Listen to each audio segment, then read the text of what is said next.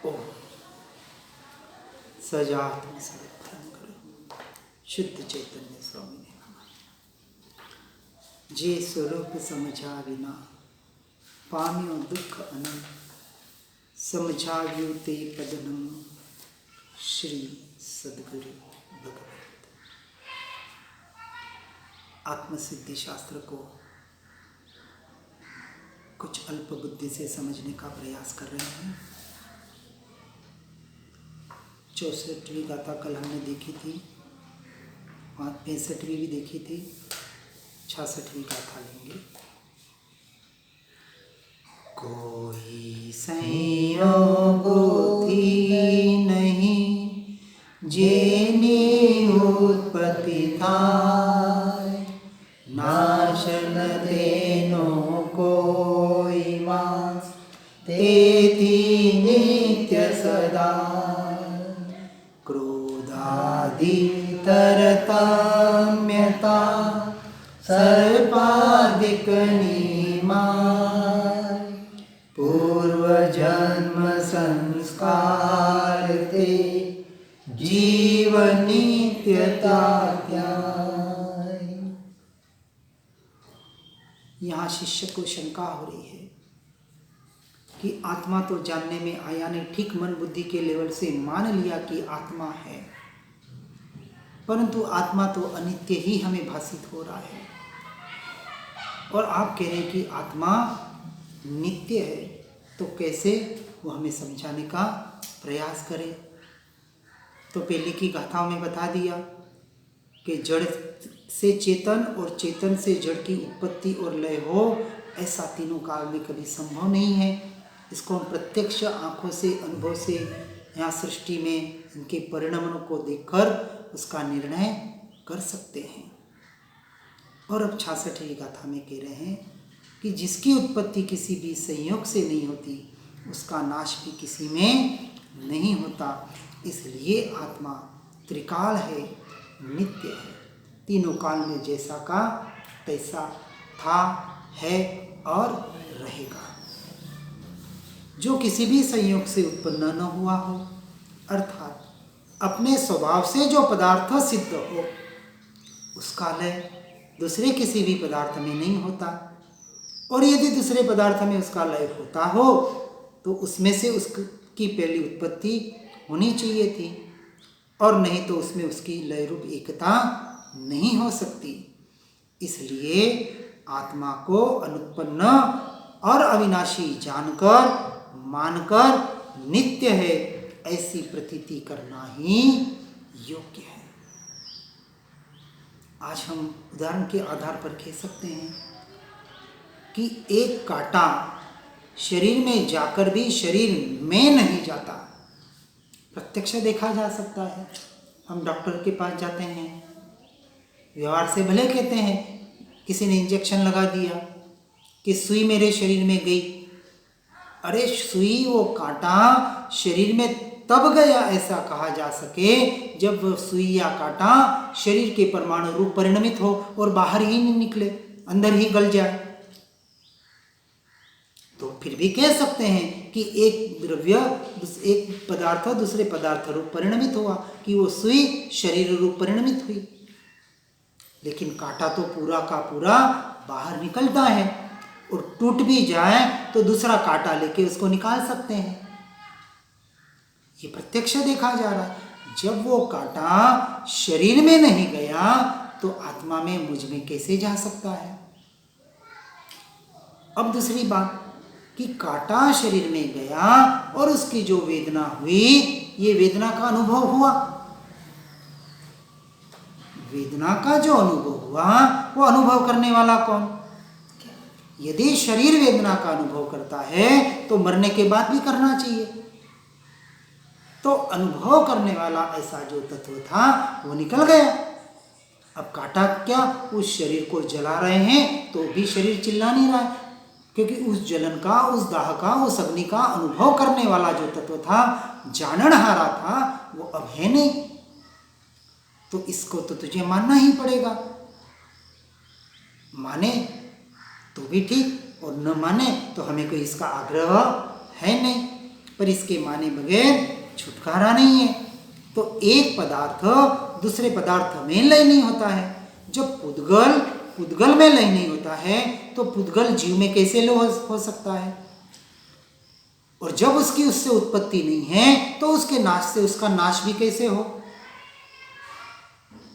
और आज साइंस ने प्रूव कर दिया कि क्षण क्षण ये पुद्गल के परमाणु बदल रहे हैं, क्षण क्षण शरीर बदल रहा है, ये द्रव्य मरण हर क्षण हो रहा है, फिर भी इसको जानने वाला मौजूद है।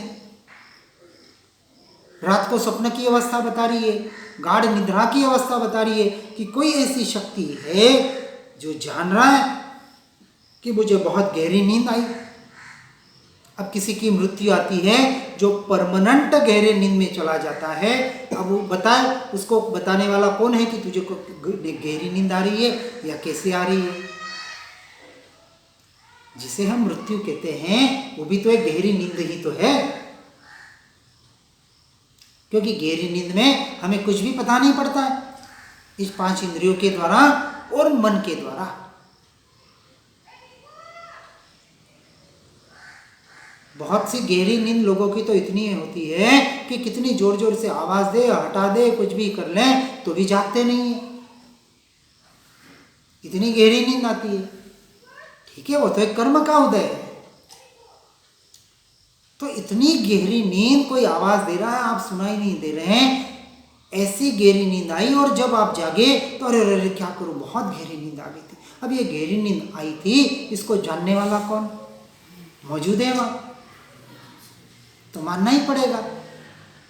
तो इस अपेक्षा से आत्मा को अनुत्पन्न और अविनाशी जानकर नित्य ही है, ऐसे प्रतीति के आधार पर, इस निर्णय के आधार पर तू देख समझ। यदि हर क्षण शरीर के साथ यदि आत्मा पलट जाता तो 5 मिनट पहले, 1 घंटे पहले जो हुआ उसको जानने वाला कौन रहता?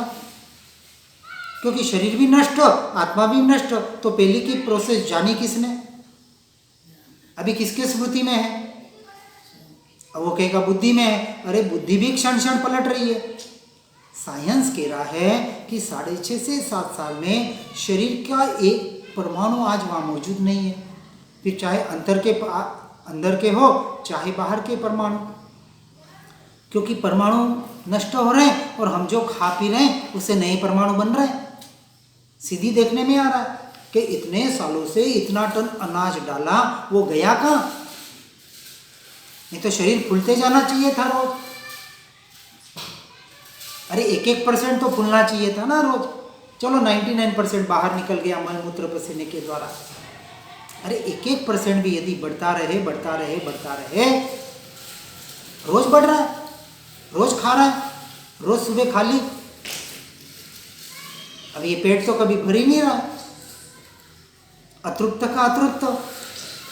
अब ये जो डाला, अब ये तो अनुभव में ले सकते हैं आज, तो ये सब कहाँ गया? तो इसका लय हो रहा है और इसका लय हो रहा है, यानी कहीं ना कहीं नए पदार्थ पैदा हो रहा है, पुराने जा रहे हैं, उत्पाद वे शरीर का हो रहा है।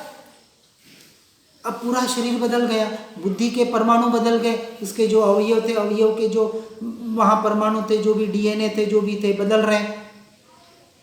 अब सब बदल रहा है, फिर भी जानने वाला मौजूद है। बचपन को जानने वाला मौजूद है, जवानी को जानने वाला मौजूद है, अब वृद्धावस्था को जानने वाला मौजूद है। तो स्वीकार तो करना ही पड़ेगा। और फिर आगे बताते हैं दृष्टांत के आधार पर, गाथा 67 में, कि क्रोध आदि प्रकृतियों की विशेषता सर्प आदि प्राणियों में जन्म से ही देखने में आती है, और वर्तमान देह में तो उन्होंने वो अभ्यास किया नहीं है, न जहर बनाने का अभ्यास किया, न किसी को डंक मारने का अभ्यास किया। एक स्पष्ट सा उदाहरण कि एक बच्चा जब जन्म लेता है और स्तनपान करता है, किसने सिखाया उसे? प्रत्यक्ष आंखों के सामने हम देख रहे हैं, अनादि का संस्कार लेके आया है। ऐसे ही यह प्राणी, ये जन्म, ये प्राणी जितने भी हम पशु पक्षी देख रहे हैं, जन्मते ही उनको विष पैदा करने की कोई कला किसी ने सिखाई नहीं। मनुष्यों में जैसे कहते हैं, सुना है, देखा है कि चाणक्य ने ऐसी 20 कन्याएं पैदा की थी। 20 कन्याएं कि जो किसी को डंक मार दे, किसी को स्पर्श कर ले, किसी का चुम्बन ले ले तो उसमें जहर उतर जाए, वो आदमी मर जाए। तो ये विष तो पैदा किया गया था उन इंसानों में, उन महिलाओं में, उन कन्याओं में, लेकिन सर्प में ऐसे कोई विष डालने तो गए नहीं। अब उसको दूध पिला रहे हैं और वो दूध जहर रूप बन रहा है, इंसान भी वही दूध पी रहा है। इंसान ही एक ऐसा प्राणी है इस जगत में जो जन्म से लेके मृत्यु तक दूध पीता है, और वो भी दूसरे के मां का। समझना है इस बात को। जरूरत नहीं है जिस गाय के बछड़े को जो 2000 किलो का बनने वाला है वो दूध पी रहा है और वही दूध हम पी रहे हैं, हमें जरूरत नहीं है तो भी, क्योंकि शरीर को स्वस्थ रखना है, सुदृढ़ रखना है। शरीर स्वस्थ नहीं रहेगा तो साधना कैसे होगी। हमने जब सुना 5 साल हो गए, नहीं दूध छोड़े तो 3 साल हो गए और चाय छोड़े 5 साल हो गए, सुनते ही तर त्याग नहीं चाहिए, क्या करना। ये तो कोई है रागी जन जो इसको कुछ खिला देते पिला देते, हम तो उसका भी राग नहीं है, कोई बादाम पिस्ता खाने की हमारी तो इच्छा नहीं है। 3 साल तक कुछ नहीं खाया, जहां जैसा मिला, एक बार भूल के भी नहीं कहा कि मुझे ये चाहिए, ये है क्या। अभ्यास किया उसका, इसलिए आज किसी की जरूरत नहीं पड़ती है। हमने जब आईमिल करते थे तो एक अभ्यास करते थे, सिर्फ चावल और पानी। चावल लिए, पानी डाला, घटक गए, भर गया पेट। और आज भी करते हैं क्रिया करने वाले, पर वो क्रिया धर्म नहीं है, ये अभ्यास है। और वो क्रिया का अभ्यास था तो यहाँ आत्म मार्ग में इस जीव को काम आया। इसलिए मैं तो क्रिया का अंश मात्र भी निषेध नहीं करता हूँ, क्योंकि इस जीव को तो पूरा काम आई वो क्रियाएं सारी की सारी अपनी आत्मा की स्थिरता के लिए। अब पता पड़ा कि क्रिया धर्म नहीं है तो छूट गई क्रिया में धर्म की बुद्धि, छूट गई, क्रिया नहीं छूटी। जो योग्य क्रिया है उसका पालन कर रहे हैं, और जो अयोग्य लग रही है, नहीं करने जैसे लग रही है, छूट गए वहां से, उसको पकड़ के नहीं रखा और कोई आग्रह नहीं रखा। ऐसा ही चाहिए, यथा योग्य व्यवहार के सदाचार में जीवन जीने के लिए जो चाहिए ठीक है, मिल जाता है, कहीं से भी मिलेगा। प्रारब्ध कर्म उसका प्रकृति व्यवस्था करेगी, मुझे इसकी जरूरत नहीं है। वो दृढ़ता भीतर से आनी चाहिए। इसलिए जन्म से इन प्राणियों में ये प्रकृतियों के परिणमन देखे जा रहे हैं। अब ये संस्कार कहाँ से लाए, कहाँ से सीख के आए? क्या माँ बाप एक को गुंडा और एक को डॉक्टर बनाना चाहता है? फिर भी एक माँ बाप का एक बेटा डॉक्टर बनता है, कि समाज में प्रतिष्ठित व्यक्ति बनता है, और एक बेटा है जो कहता है इस बेटे ने तो मेरी, अब किसने नाक चढ़ाई और किसने काटी भैया? किसी ने कुछ नहीं किया और न तूने कुछ किया। अब बोलेगा डॉक्टर बनाया तो मैंने बनाया, और वो चोर उचक्का बेईमान बेवकूफ मेरी बात नहीं मानी तो गलत मार्ग पे गया। भाई डॉक्टर तूने बनाया तो चोर भी तू नहीं बनाया है। दोनों का स्वीकार कर या दोनों का अस्वीकार कर। न तो मैंने किसी को चोर बनाया, न मैंने किसी को डॉक्टर बनाया। सत्य तो यही है। हर जीव अपने अपने कर्म के परिणमन का खुद जिम्मेदार है, कोई किसी को बना ही नहीं सकता। ये सत्य बात तो हम यहाँ समझ रहे, सुन रहे हैं। तो मैं किसी का कर्ता भोक्ता क्यों बनो? जब मैं इस देह का, अपने मन वचन काया के परिणामों का कर्ता भोक्ता नहीं, अरे ये तो छोड़े, मैं अपने उस पर्याय का कर्ता भोक्ता नहीं हूं, क्योंकि पर्याय स्वतंत्र है, द्रव्य स्वतंत्र, गुण स्वतंत्र, तीनों की एकरूपता ठीक, लेकिन तीनों का परिणमन तो अपने अपनी स्वतंत्रता से हो रहा है। मैं पर्याय का कर्ता भोक्ता नहीं, अपनी। तो इस जड़ के पर्याय का कर्ता भोक्ता तो मैं कहां से हुआ? इसका नाम है क्रमबद्ध पर्याय। उसका स्वीकार कि जो बाहर हो रहा है क्रमबद्ध हो रहा है, यथा योग्य हो रहा है, व्यवस्थित हो रहा है, जो भी शब्द से समझे। और इसलिए कि वहां से अब हमें दृष्टि को हटाना है। और कहाँ करनी है? अब पुरुषार्थ करना है। अब वो पुरुषार्थ में क्रमबद्ध मत लगा देना कि जब क्रमबद्ध पर्याय में होगा तो पुरुषार्थ होगा, वो तो तब ही होगा, बिना क्रमबद्ध के पुरुषार्थ भी नहीं होता है, ज्ञानियों को पता है। नहीं तो ज्ञानी 1000 जने को उपदेश देते, 1000 जने थोड़ी पुरुषार्थ करने लग जाते। उपादान की योग्यता से ही कार्य होता है। यहाँ जो बता रहे हैं कि वर्तमान देह में किसी ने कोई अभ्यास नहीं किया, जन्म के साथ ऐसे संस्कार लेके आया है, अर्थात यह पूर्व जन्म का ही संस्कार है जो पूर्व जन्म जीव की नित्यता सिद्ध करता है। यदि इस भव का होता तो एक माँ बाप के बेटे एक जैसे होने चाहिए थे, क्योंकि एक जैसी शिक्षा दे रहे। चलो दूसरे माँ बाप की बात छोड़े, 5 भाई है, 5 भाई के जो माता पिता है वही संस्कार देंगे। एक को थोड़ी कहेंगे कि एक बेईमानी कर, और एक को कहेंगे कि तू भाई अच्छा आदमी बन, चोरी मत कर। सबको शिक्षा तो वही अच्छी ही देंगे। कौन माँ बाप अपने बच्चों को खराब देखना चाहता है? कोई नहीं चाहता। फिर भी आज गुंडे मवाली जो खराब व्यक्ति नजर आ रहे हैं, अच्छे भी नजर आ रहे हैं। सब कुछ परिणमन हो रहा है इस संसार में। किस आधार पर? ये कौन से संस्कार उसके काम कर रहे हैं? अरे छोटे छोटे बच्चों में हम कितने विपरीत संस्कार देख लेते हैं, आंखों के सामने दिख रहे हैं। किस आधार पर? पूर्व भोग के तो संस्कार है। क्या माँ बाप ने दिए? नहीं दिए। अब बच्चे को कुछ चाहिए, रोता है, किसने सिखाया उसको? तू रोएगा तो तेरे माँ बाप आएंगे और तेरा काम करेंगे। बोल नहीं सक रहा है तो रो रहा है। तू जैन है, तू हिंदू है, तू मुसलमान है, किसने सिखाया? क्या बच्चा पूर्व से लेके आया था मैं जैन हूं, मैं हिंदू हूं? ये हमने ही संस्कार दिए। एक भौतिक संस्कार मात्र है। बस जैन कुल में पैदा हुआ, मैं जैनी, मेरे ये भगवान। मुसलमान में पैदा हुआ, अल्लाह मेरे भगवान। क्रिश्चियन में पैदा हुआ, जीसस मेरे भगवान। बस कुल परंपरा से अपनी मान्यताएं मान रहे हैं। ये तो एक भव के संस्कार, ये नहीं टूटते हैं तो भव भव के संस्कार कैसे टूटेंगे? और ये अज्ञान दशा, ये देहात्म बुद्धि तो अनंत जन्मों के संस्कार। अब इसको तोड़ना है तो अनंत पुरुषार्थ करना पड़ेगा। और वापस अनंत पुरुषार्थ ये शब्द सुन के डर जाते हैं हम, भयभीत हो जाते हैं। और ऐसा कौन सा अनंत पुरुषार्थ करना है? अरे उस सत्य को समझना है मात्र, लेकिन समझने के लिए भी हमारे पास समय नहीं है। किसको समझने के लिए? अपने को समझने के लिए। पर को समझने के लिए तो समय ही समय है। संसार को समझने के लिए तो जन्म लिया। अज्ञानी की यही मान्यता है। ये आत्मा को समझ के क्या कर लेंगे? भी संसार का व्यवहार समझेंगे तो अच्छा व्यवहार करेंगे, समाज में अच्छी प्रतिष्ठित व्यक्ति बनेंगे, पैसा कमाएंगे, अच्छी समझ लेके बाहर अच्छा सब कुछ अच्छा बनेंगे। संस्कारी माँ बाप हमारे पे ये डाल रहे हैं। क्यों पढ़ा रहे हैं? डॉक्टर बनना है, इंजीनियर बनना है। अब सब डॉक्टर इंजीनियर से ये बन जाएंगे तो फिर घर काम करने वाले कौन बनेंगे? इसलिए आज मारामारी हो रही है। अब सबको शहरों में जाना, गांव में रहने वाले कौन रहेंगे? फिर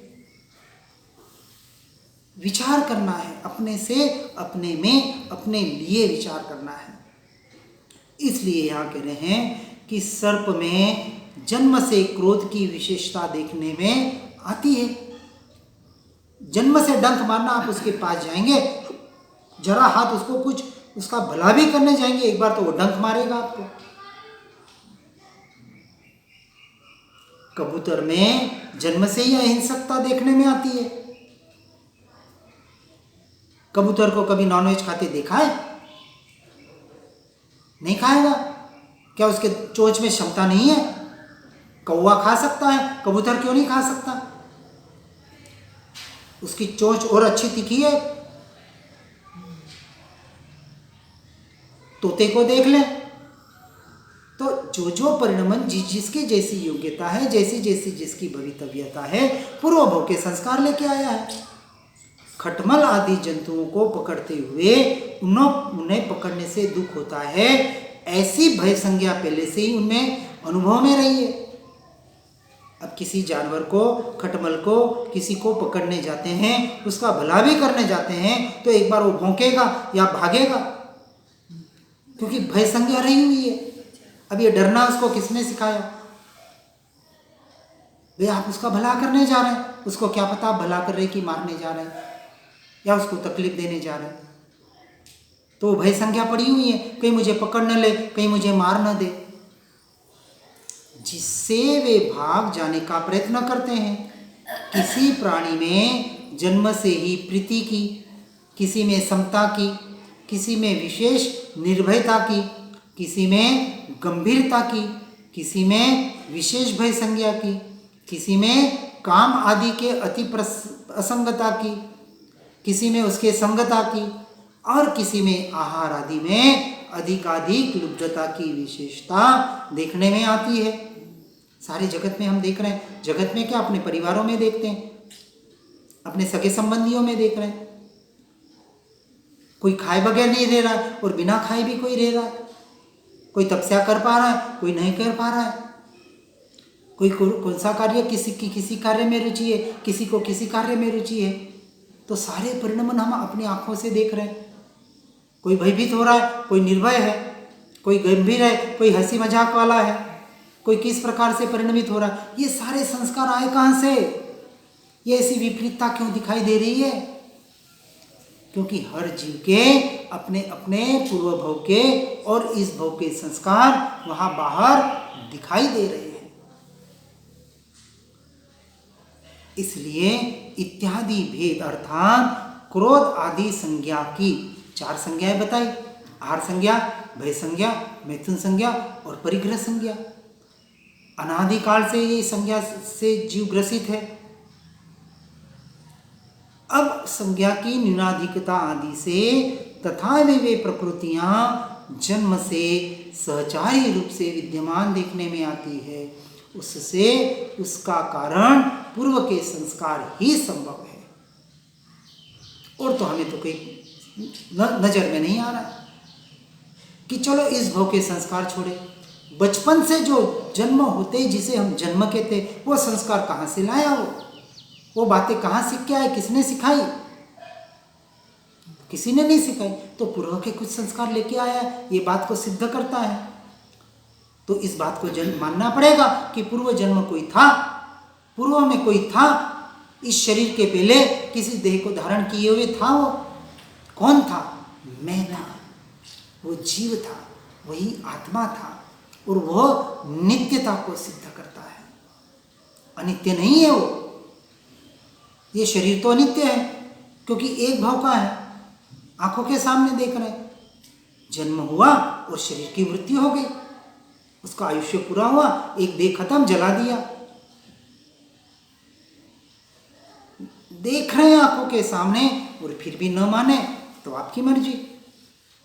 इसलिए कहते हैं कदाचित ऐसा कहें कि गर्भ में वीर्य रेत के गुण के योग से उस प्रकार के गुण उत्पन्न होते हैं, परंतु उसमें पूर्व जन्म कुछ कारणभूत नहीं है, यह कहना भी यथार्थ नहीं है।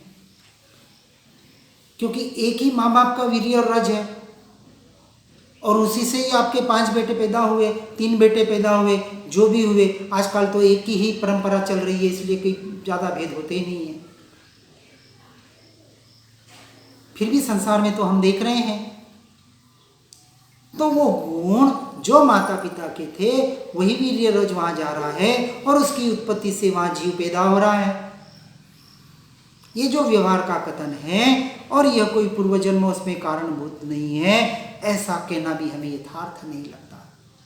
कि वही माँ बाप, उनसे ही पैदा हुए बच्चे, वही संस्कार, सब कुछ वो का वो जैसा का तैसा भी रखें तो भी दो जीवों में विपरीतता दिखाई देती है।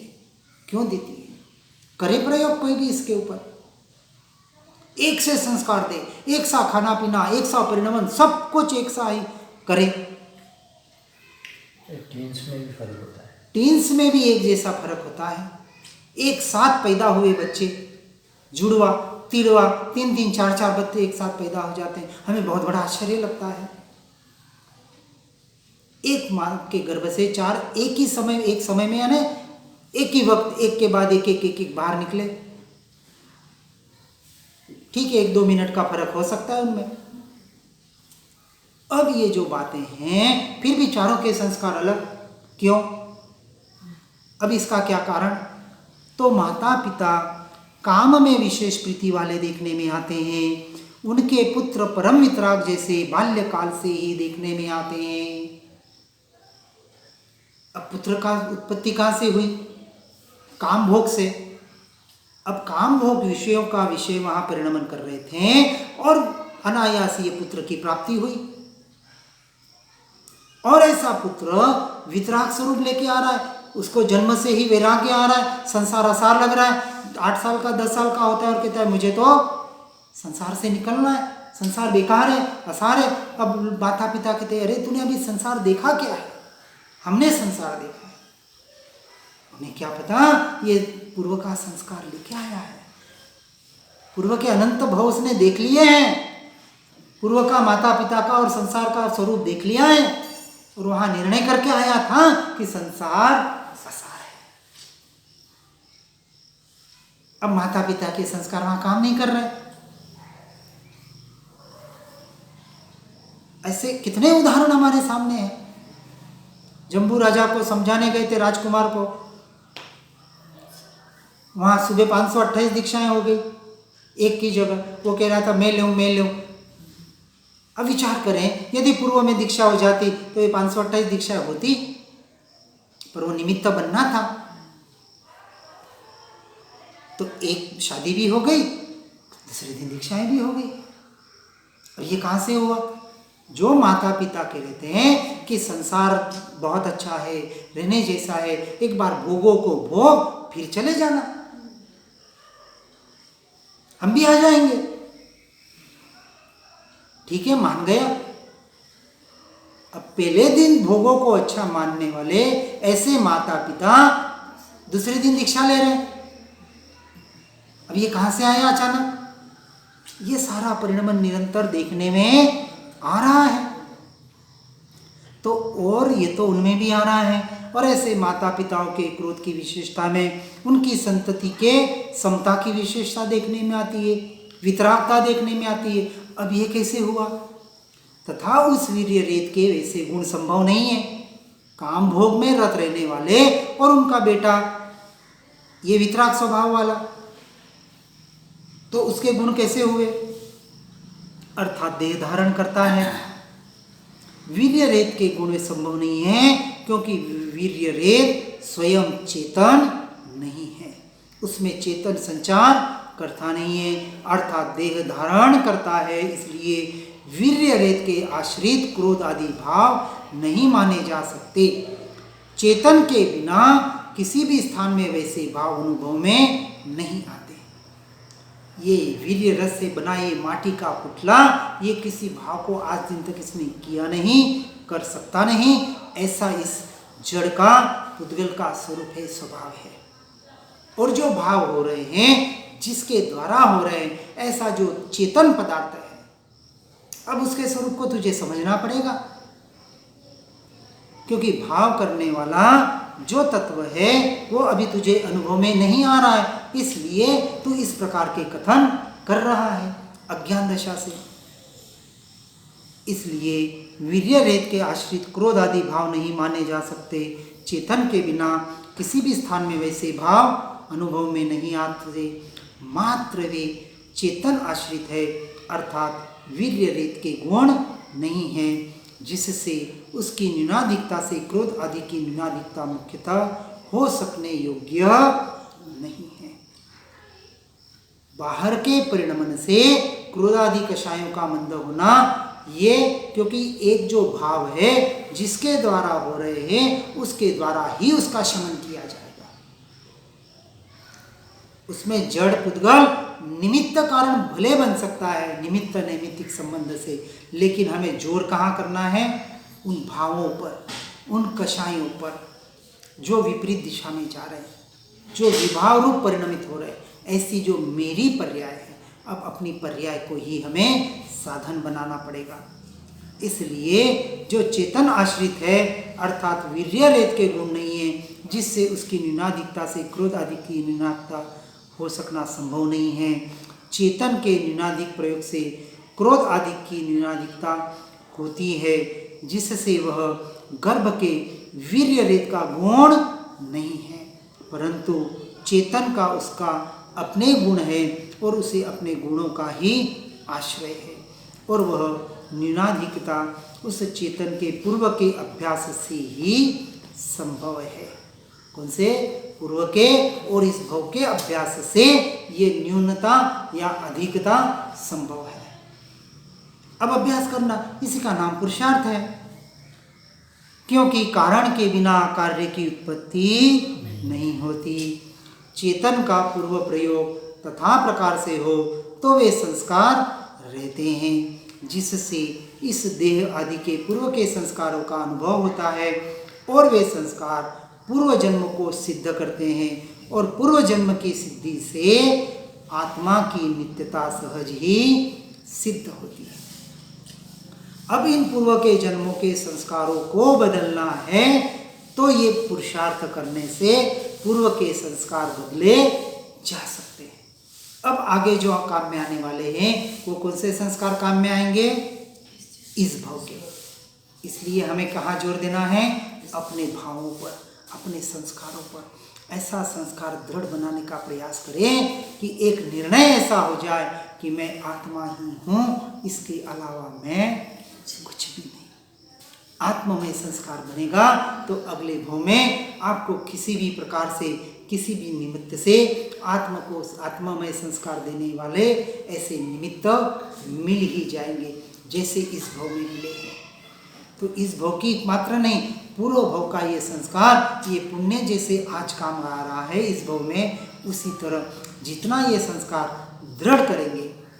अब यहाँ क्या कहा कि यहाँ तुम जहाँ तक पहुँचे अगले भाव में, अब यहाँ तक पहुँचने के लिए हमें इस भाव में 25 साल लगे, तो अगले भाव में आपका 25 दिन में, 25 घंटे में, 25 मिनट में काम हो जाएगा। इस 25 साल का फिर आगे की यात्रा शुरू होगी, क्योंकि संस्कार लेके गए। अब ये संस्कार वहाँ दृढ़ हो गए हैं यहाँ, और वहाँ जाके जैसे निमित्त मिला फट से वो काम हो जाएगा, और जीव आगे की यात्रा की ओर यानी मोक्ष की ओर प्रयाण करेगा। सभी जीव इस बात को सुनकर, समझकर अपने भीतर जाने का निरंतर प्रयास करें, पुरुषार्थ करें। जिना के विरुद्ध कुछ भी कहने में आया हो तो मिच्छामि दुक्कड़म।